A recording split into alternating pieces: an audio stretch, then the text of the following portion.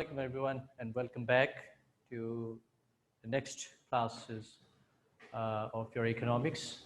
And as was promised with you that today we are going to move onward with some new topics, which is also a very important part of your economics syllabus. So today's our discussion is going to be on the government.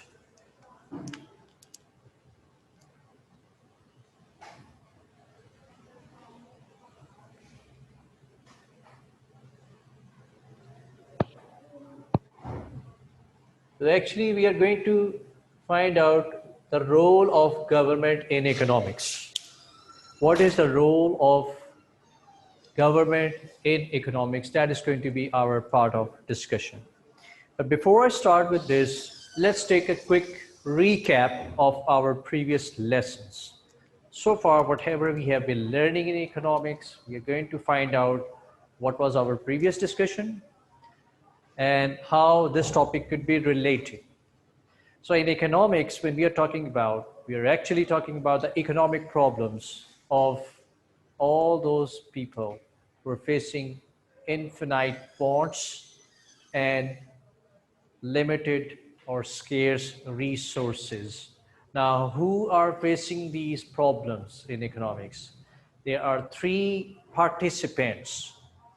That is one of them known as consumer, another one is producer, and the third one is the government. These are the three participants of the economic society who are suffering with economic problem.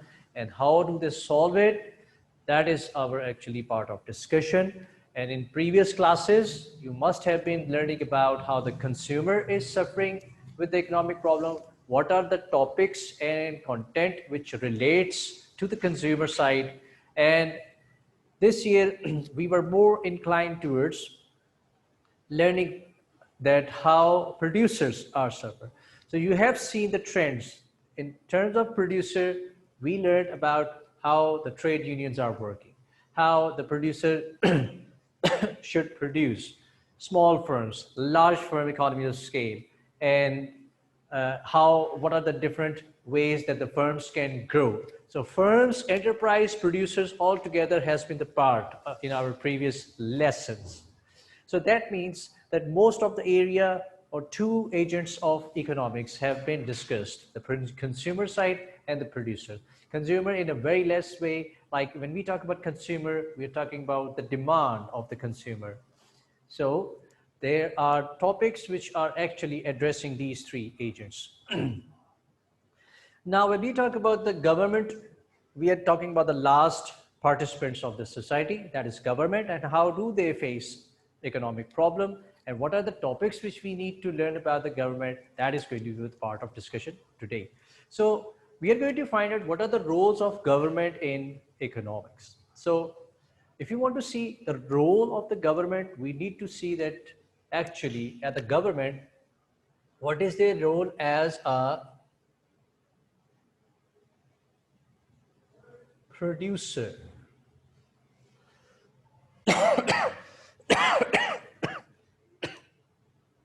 And what is its role as an employer.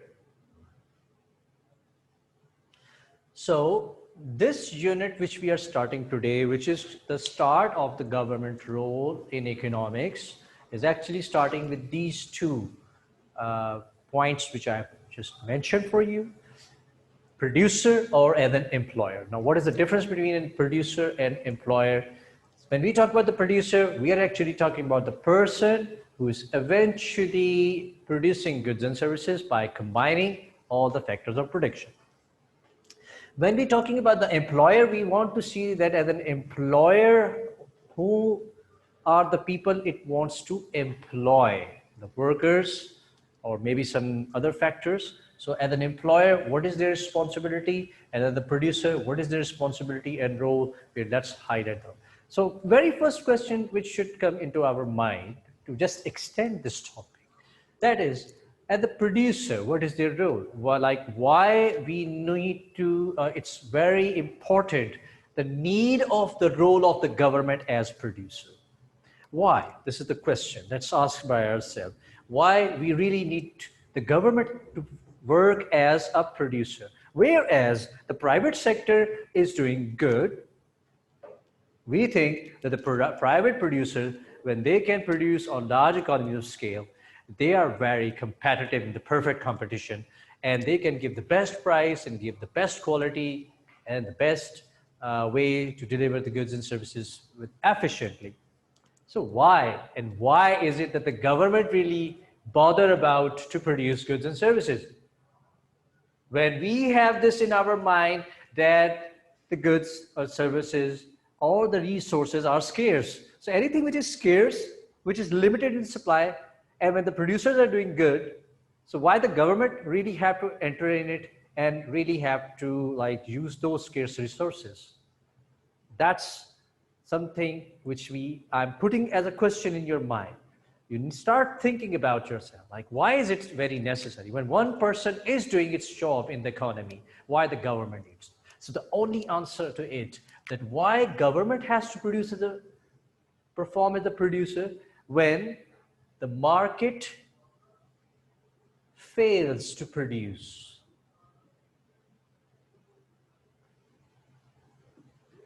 But the market fails to produce goods and services. Now, what are the things which you think that the government is really, the private sector or the private producer or the market economy is actually fail to produce? So the top of the line which we say that it is not able to produce the public goods. The market failure is that they cannot provide public goods. Now, what are the public goods? Yes, these goods are beneficial to the society and they can give benefits to any individual. It is a benefit for everyone, but still nobody is willing to produce it. For example, if we talk about a lamp post outside the streets, any street light, roads, sewerage. Now, these are the things which are known as public goods, which are usually used by everyone, but market is unable, or the private producer is unable to produce it. We also see that there is an underproduction of the merit goods, underproduction, like education, hospitals, or healthcare, or anything which gives benefit to the any person who is in the standing by, or it's having some positive effects on the society. So these goods are also actually not produced to a desirable level, which could be beneficial for everyone. So the market is actually unable to pay. So that means the government has a reason to enter in it, and they can like produce by themselves. What other market failures you see? We see the market power. Now, when we talk about the market power, we are actually talking about when there is more integrations and mergers of the firms in the private sector, and for the sake of profit, they are going to charge higher prices and they're going to give a very low quality and quantity in the economy. So that is another inefficiency of the market or the private producers. So the market power is another way, or the monopoly, you can say, another word that can be used under market power when they are trying to capture greater market share. So the government, so this market power is actually disadvantaging all those consumers when they are exploited. So to avoid that exploitation, the government and the producer can interfere. They can like come in the forefront, and they try to give those goods on very reasonable way, and very efficiently they could provide this. All right, so 3 reasons which I have just highlighted before you, and there are some other market failures you can see. And maybe sometimes the market fails when there are more demerit goods.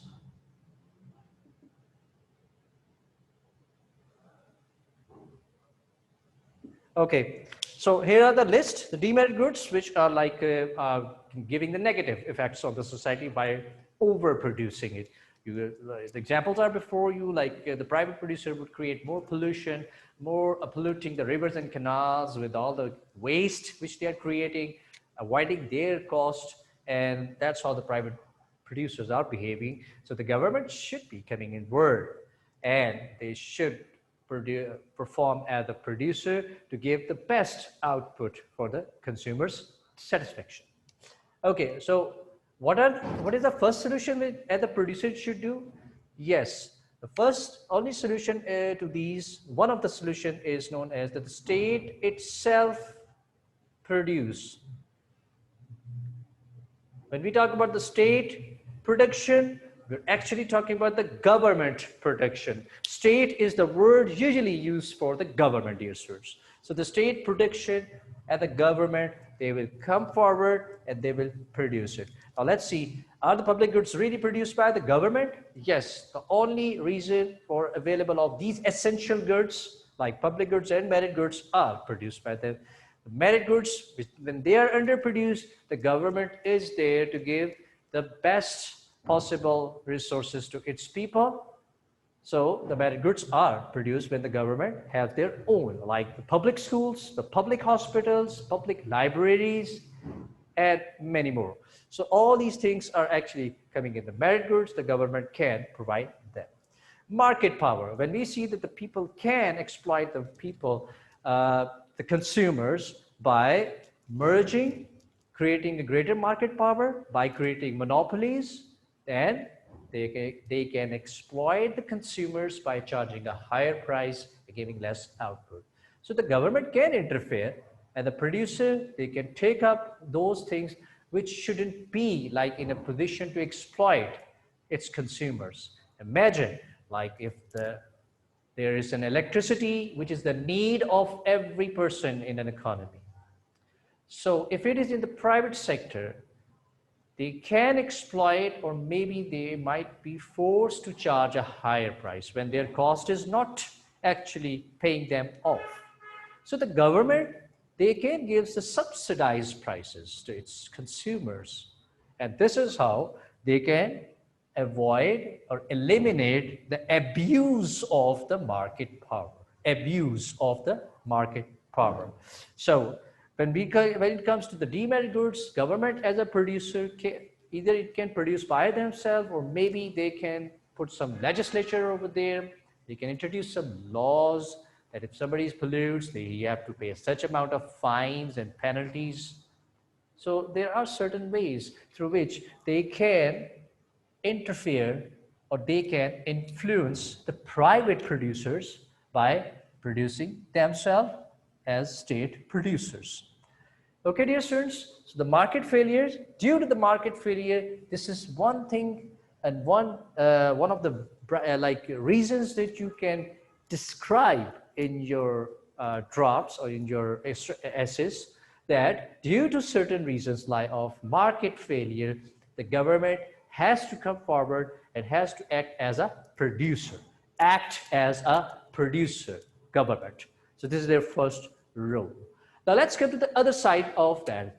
As an employer, why the government sometimes need to become an employer itself, like why it has to employ people.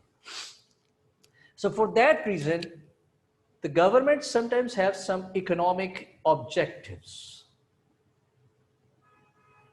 Now these economic objectives are also known as the macroeconomic aims.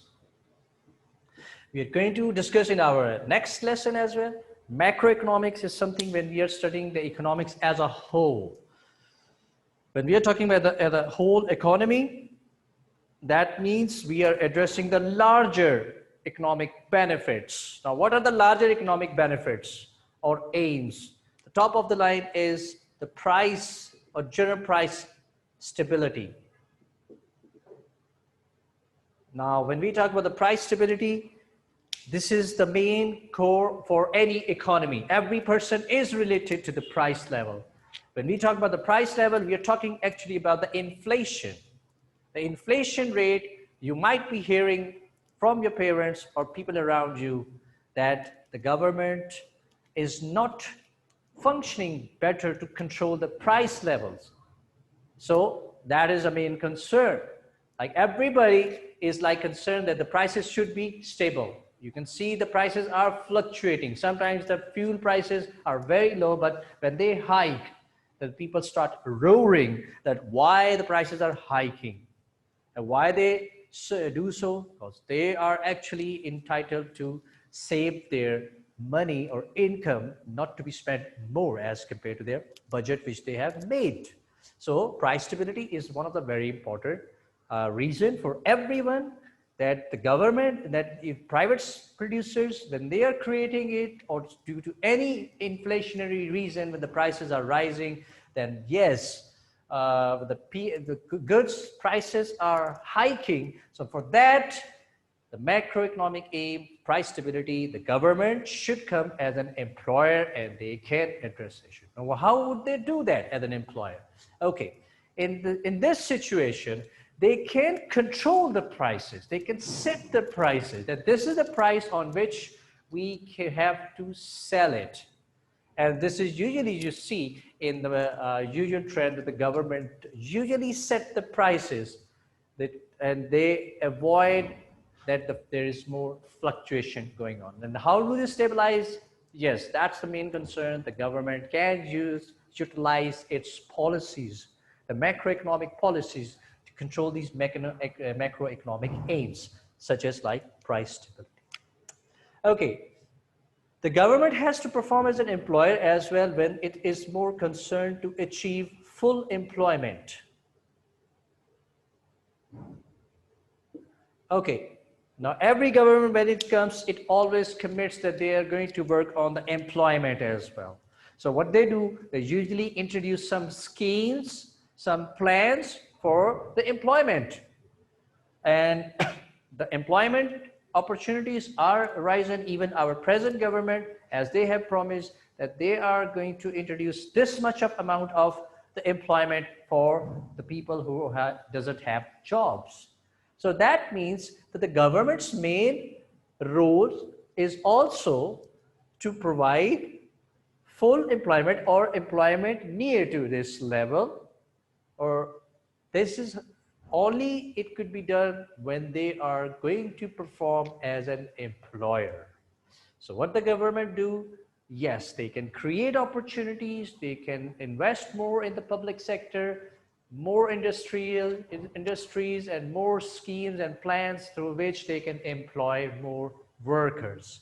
So this is how it can be also done that way. Okay, as an employer, the government can also fulfill one of its global or international affairs. Now, when we talk about the international affairs, we are actually talking about when the government sometimes come in the forefront, and globally or internationally, they make good relationship with other countries. Maybe they perform like some trading blocks, like those a government or a country can make trading blocks with its neighborhood countries, and then they can flourish the trade. They can exchange employment as well. They can send their people on foreign recruitments. So that means that the government, as an employer, it can not only see its local economy, but the global as well. So as a global representative, the government can also perform as an employer, and this employer can further give more employment opportunities to its people. All right, so summing up today's lesson now, we see the role of the government. It's just the beginning, and the very basic question which sets from this that why the government role is needed. We will need to see that the government role, as if we talk about its producer or as an employer. If we talk about producer, these are the reasons for you, and if it's working as an employer, these are some of the reasons through which you can say the government has a justification or a logic to interfere in the economy, especially when it's a mixed economy, when there is a lesser proportion of the market economy, and the government can influence in that way, then the government role is more possible in that way.